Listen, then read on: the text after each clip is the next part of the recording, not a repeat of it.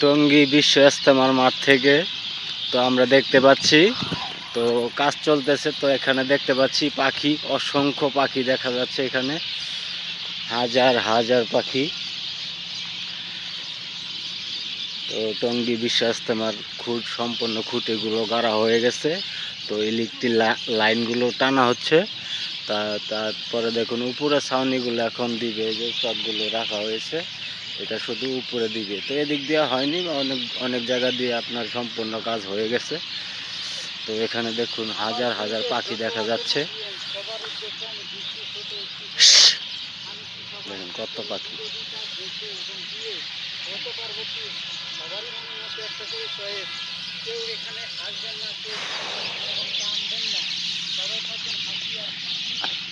সামনে যাই।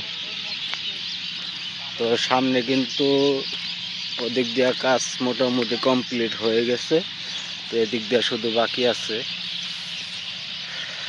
এই চটগুলো উপর দিয়া দিবে তারা।